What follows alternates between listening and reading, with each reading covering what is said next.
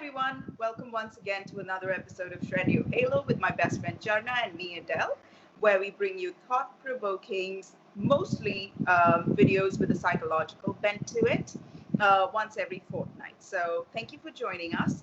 And we're going to complete the series on what makes for a healthy, wholesome being um, with this topic today for physical diet. What constitutes a good, healthy, and wholesome physical diet?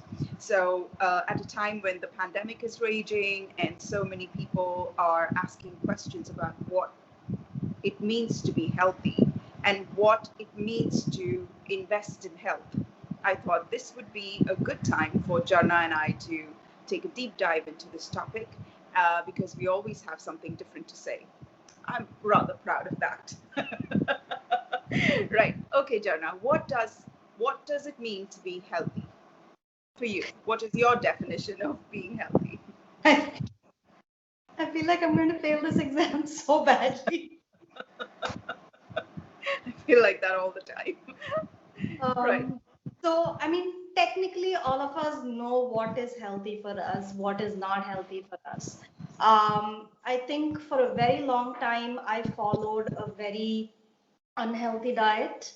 I would eat out a lot. I would not eat healthy food, not nutritious food. I'm talking about like physically consuming food. And I think the pandemic kind of set me straight because you have to be healthy, right? This is a disease or an illness that people are facing, especially when they have poor immune systems.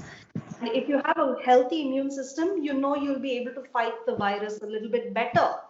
So, personally, I feel having a wholesome diet where you are ideally eating home cooked meals, which includes foods from all groups that you require to sustain your body, your mind, and something that's not on an extreme spectrum, even if you're making home cooked food.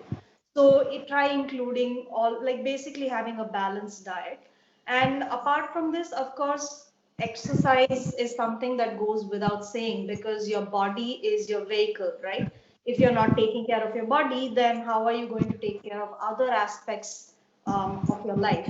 So you start with the body and then you work a little further. This is a concept that works for a lot of people because your mind may be a little difficult to access right off the bat.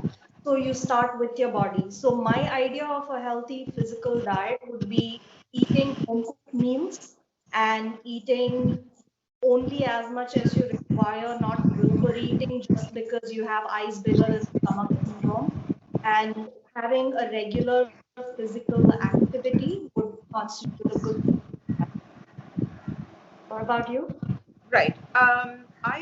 For me, I have had a lot of questions as a doctor. I even wondered what health means. As somebody who got vaccinated for COVID and then got infected by COVID, um, I wondered what health means. And now I understand that health means being able to amalgamate my environment and not, number one, be affected by it, not be poisonous to my environment, and not allow my environment to poison me. I now see my COVID infection in the second wave as a great blessing because I have now developed immunity to um, the new mutant strains as well.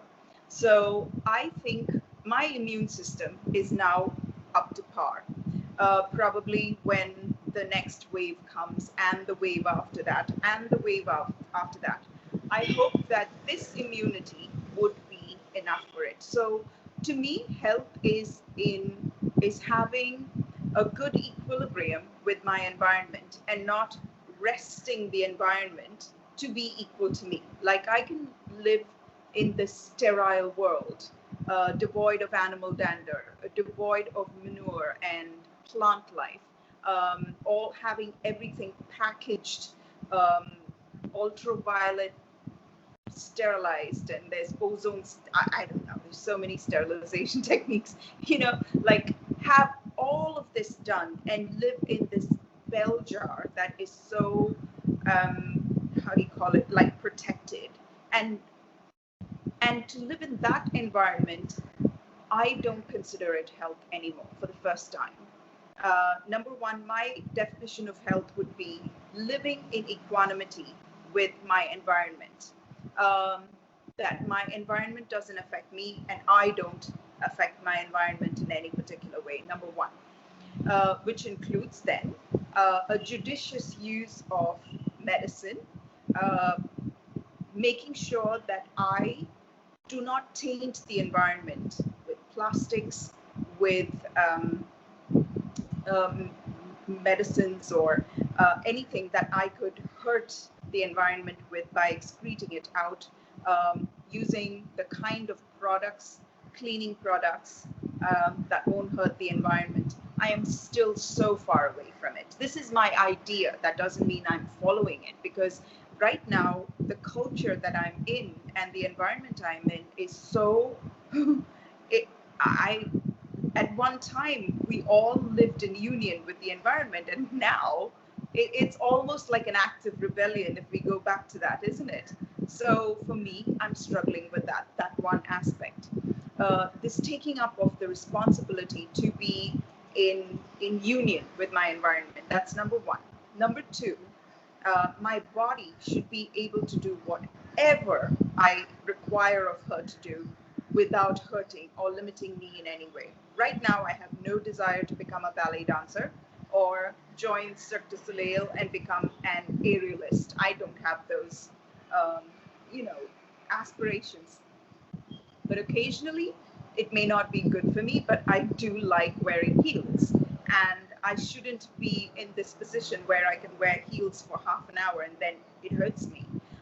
Or at the same time, I shouldn't have feet filled with bunions and then squeezing my feet into shoes just for fashion's sake. So I should be aware of my limitations and live within them and respect my body. And at the same time, I want my body to still teach me that she can do so much more than I give her opportunity to. So I want to live in communion with my body and not see my body as this limiting entity. So that's another definition for health. And third, aging gracefully. I want to be in a position where my mom, she says that these days she just can't eat too much. And I find that so graceful. Like there are certain diets which will work in certain age groups, and then slowly we change. It's so beautiful to see my mother transitioning into more spirit than body now.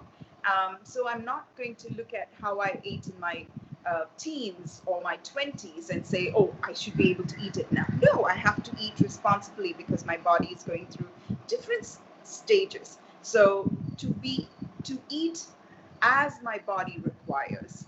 And fourth, to eat according to my environment, which I'm so proud to say, like if we follow the Ayurvedic lifestyle, we eat according to the weather, the climate, the seasons, and things like that. So do I follow any of this? I'm beginning to see that I have the desire to, and it doesn't seem like the prison that I thought it was going to be initially.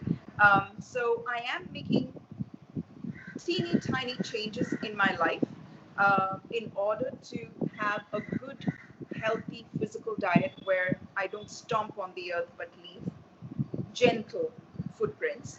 Um, what are the changes that you have made, Jharna, personally, that were like really difficult for you, um, that Yeah. you think are good for you in the long run? Sorry, yeah. I think the first big change that I made is, I mean, I used to eat out a lot, because I mean, the last couple of years, because I've been living by myself, but I don't do that as much as I used to. So I'm mostly cooking at home, which means I need to plan my day according to that. And it's just something that's honestly changed my life, because I didn't think that it was possible for me, because I see my mom doing it day in and day out, And I used to just stand there in the kitchen and watch her, and I'd be like, how do you do this every single day? I mean, don't you get bored? Don't you want to do something different? I mean, you're spending so much of your time here, but it doesn't even make sense. But for me, it started with initially not really having a choice. Um, and then it grew into this. I love cooking now, which I didn't think I had the taste for at all. So that's been a massive, massive change. And learning to understand what body limitations are. Because earlier I was so indiscriminate with whatever I put into my body. Now I'm beginning to understand just a little bit more. I'm not saying I know everything. It's like very small changes. And like you said, eating food seasonally and also eating foods corresponding to the time of the day, because certain foods digest better at certain times of the day, and your body just feels a little better when you kind of segregate it. So these are a couple of things that I've noticed. Another thing is waking up early. This was an experiment I tried for a little while. I noticed I used to wake up a little late. Like when I say late, I mean like 6:37 because of the job that I had. But I think for a week or so, I tried experimenting a little bit. I noticed that if I woke up before sunrise, even if I had slept lesser number of hours the previous night, I would still feel more active than if I had woken up after sunrise. So that was quite jarring in terms of the energy levels itself that I felt in my body. So these are a few things that I've been able to understand in my journey of physical. Right. For me, some of the things that have been very difficult is saying no to people because, as a massive, massive codependent person, I didn't know how to draw boundaries. So I was always overextending myself when I should have, um, I don't know, been sleeping, you know. But these days, even if I'm not so good at my boundaries, I am able to vocalize and say, not now. Could I do it later? Even if I have no desire to do it later. And then I will call them later and say, I'm so sorry, I really don't feel like I'm in the mood for this. I just need that little gap in wherein I can perk up my courage to work for my boundaries. And I've noticed that this is doing that anxiety, that clenchy feeling that I used to have. Saying no has been so healthy for my physical body. I don't go to sleep exhausted. I don't put this enormous pressure on sleep to rejuvenate me. Now I just embrace sleep as a part of being human.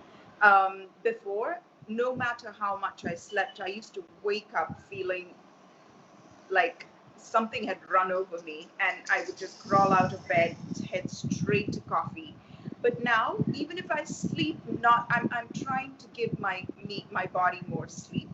Um, I'm not putting incredible pressure on sleep to save me from my day. My day is not because I'm no longer the massive codependent that I was. In fact, I think I'm much better. I'm so much better. I'm 75% cured myself of codependency, of people pleasing. Yes. So the drain of my energy that I used to have before, I no longer have. So whatever was those little drains I had on my energy, I've plugged most of them.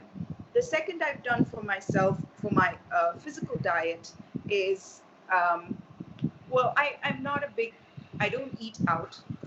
I prefer just home cooked meals anyway, and I eat fast. And food was never something that I think about. Um, and I think inadvertently I stumbled on something good. I think for people as such, we are cursed with choice.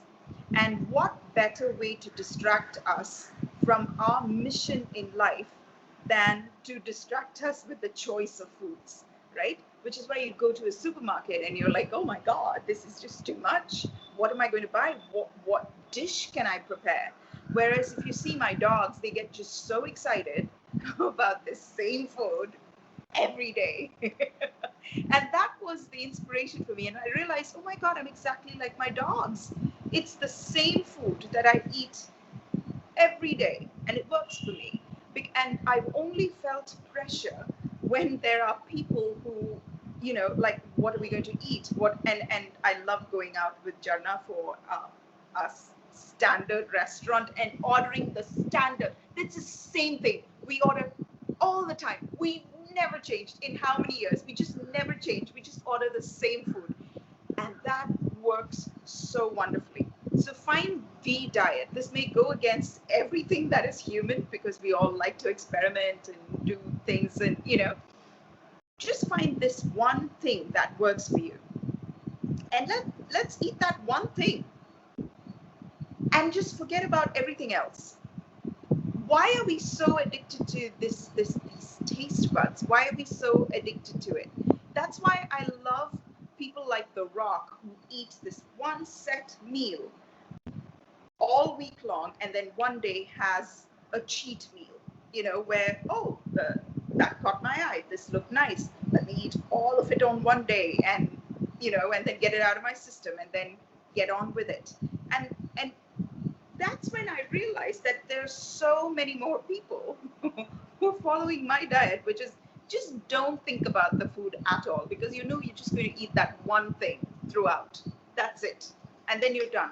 Because the rest of the mind can be occupied with, I don't know, just the rest of the thing, maybe being blank, reading a storybook. I don't know. So this works because I did things like this just fell into place because I realized I was like my dogs, and Mahatma Gandhi just had like this one type of food for the rest of his life. And then I thought of The Rock, and I linked all of this together, and I thought, oh, this is what we're supposed to do. That doesn't mean don't indulge yourself.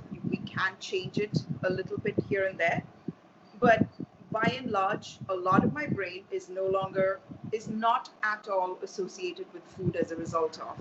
Has this idea ever occurred to you, Jarna?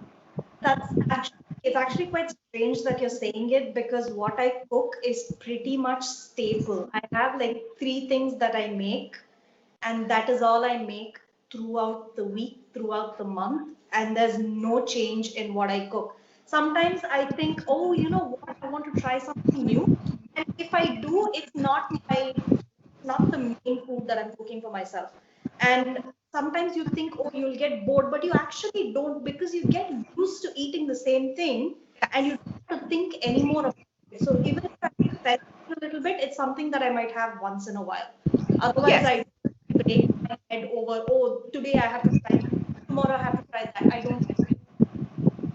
Yes. Because the choice is not freedom. Choice is just emotional terrorism for me. I can't. So once that is taken off of me, I feel like my body is so settled. And also finding our biorhythms. I think for women it's different because we have periods once a month. We have a lot of our emotions go accordingly. Each person is different.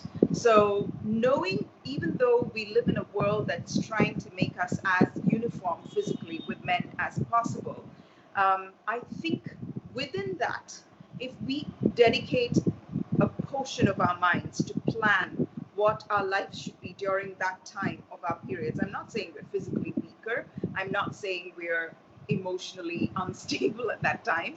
I'm just saying that if we put ourselves in situations, like I find myself, if during my periods, if my boundaries are not up and if I'm not priority number one in the strictest possible way, I get drained so fast of my energy.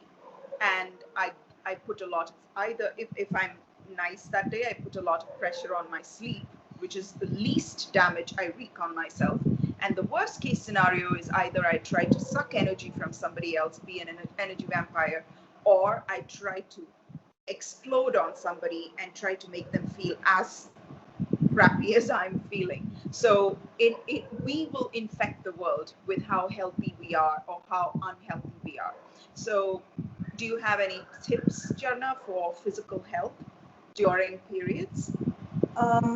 During periods, I think it's one time of the month. For me, I personally tend to um, try not to interact too much because I need that energy to just be. So I try not, and not just during my periods, even a couple of days before my periods, I notice that my entire body is asking for me to completely be reclusive. So that is something I try doing as much as I can for myself, and do what feels right for you, because some people like giving their body some movement, little bit of stretching, they want to exercise. If you feel the need to do it, go ahead and do it. If you feel like you need to rest, do that, because it's not one size fits all, right? So it really depends from person to person. And mostly I think it might help when, like you said, you need to have your boundaries up, especially during then, because you may be feeling a bit drained just being on your period. So I think it's even more important perspective of how you are interacting with other people at that time. And yeah, I suppose that's the best way to do it. Yes. And if you've noticed, dear viewer, in this video, we deliberately stayed away from the cliche of what to eat: dairy, meat, no meat, vegan, paleo, keto. That's not what we're about. There are people I know who just stay away from the obvious bad stuff, right? Don't smoke, don't binge drink, don't binge eat. We know the obvious culprits. We're not going to keep reiterating it. The question that we want to leave you with at the end of this video is, do you know your body well enough to define health for yourself? And health may not necessarily feel comfortable, feel good, feel pleasure. Like, for instance, if healthy by your account requires of your body to be ready to do everything, be in fighting form at all times, what are the exercises you're doing? And if it is hot all day long, are you waking up early or working out late in the cool of the day? Are you doing that? If you are in a high pressure job and you need an equivalent amount of sleep, are you giving that to yourself? And what is the quality of sleep? Or are we manipulating our body to fit into this round peg in a square hole situation? We found ourselves in this job. We found ourselves in this relationship. We found ourselves in this cult or this religion. Or we found ourselves in this situation, and we're going to, you know, twist ourselves into a pretzel to make us fit in there. Our body deserves so much more, and our diet is so much more than the food we put into our mouth. It's the company we keep, it's the thoughts we think, it's the situation we place ourselves in, and it's how kind we are to ourselves. So, is there anything else you'd like to add to this, Jarna? No, I think we pretty much covered it. Now, I think it's just up to everybody to figure it out for themselves. Yes. Oh, And yeah, is there is that, please yeah, don't put your physical health completely into someone else's hand. I think this is something we need to remember, because you're a doctor. I'm sure you have a lot of people coming to you and asking you to completely take care of them. And when you give the ball back to them saying, you know what, you need to take some responsibility for it, not many people will be happy about it. They'd rather take a pill than actually do something about their health for themselves. So completely giving your autonomy up so someone else can take care of you is a very, very poor way to improve your physical health. yes. The only caveat to what you said, Jana, is people who are like terribly sick and who are in the ICU, or have had an accident and then they're in the trauma care unit where you can't do anything and then the doctor takes over. Outside of that, we're talking, I think, in terms of blood pressure, diabetes, high cholesterol, things like that. It's a poor coping mechanism to get married to pharmacology to keep you alive, because what sort of life is that, right? So this is coming from a coffee addict, right? Like I remember once when Jana and I we went on a trek up north in India, and my entire focus was I didn't pack coffee. Where am I going to get my coffee from? And once I got my coffee, I knew I was set for the entirety of our trek and our trip. Then I became normal. So if that is for coffee, can you imagine what it is like for somebody with life-saving medicines that they have to take? And this is completely not talking about people who are on anti-cancer drugs that they have to take for the rest of their lives. We're not talking about people who have had a huge trauma and have to be on long-term painkillers. We're not talking about people like that with debilitating diseases. We're talking about, for by and large, younger and younger people being dependent on anti-diabetic medication, on hypertensive medication, on cholesterol controlling medication. These are the big three that we're seeing. And younger people are being put on this with either they're not being educated enough to teach them how to wean themselves off it, or they lack interest, or they're so apathetic, they're like, okay, I'll just take the medicine and continue to live. Again, not talking about the type 1 diabetics who are just don't produce enough insulin, so we have to give them insulin for the rest of their lives. We're just talking about younger and younger people who have just lost all control of their bodies, and it's become a runway train, and they're just using medicines to cope. So think about that. What you said is quite, it's a quite good point, Jana, but I'm also a little worried that people with psychiatric illnesses and, things like that will worry. So please understand that we're not in any way condemning. I'm a doctor. This is the reason why I became a doctor. This is the reason why I'm a family physician, because I do not want people to be married to pharmacology. It's the worst union ever. Thank you for bringing that topic up, Jana. So is there anything you'd like to say to conclude the conversation? No, I just hope everybody makes the changes that they need to, considering we're in a time where you don't really have much of a choice. I mean, Yes. you have a choice to not do anything, but would you rather not do anything and not Yes. see those consequences, or make something of whatever you have given? Yes. And just like each of our fingerprints are unique to us. We came to this world for a unique purpose. So I don't think any of us will fall into this cookie cutter mold diet pattern or cookie cutter mold exercise pattern. Play and find out what is good for you. And what is good for you may not always feel good, but it will click in place. So I hope that all of us find these little clicks in diet, in exercise, in company, in boundaries, in sleep, in the work we do, in the vocation, in our passions, so that we can always maintain this perfectly aligned physical diet, which will keep us in good health in the truest possible sense. Thank you so much for joining us. And till we meet you again in the next video, stay tuned, and don't forget to click like and subscribe and press on the bell icon so you'll be notified every time we have a new video put out. And this is a huge I love you, and I hope you all find your good health from Edel and my best friend Jharna. So till we see you in the next couple of weeks, bye for now.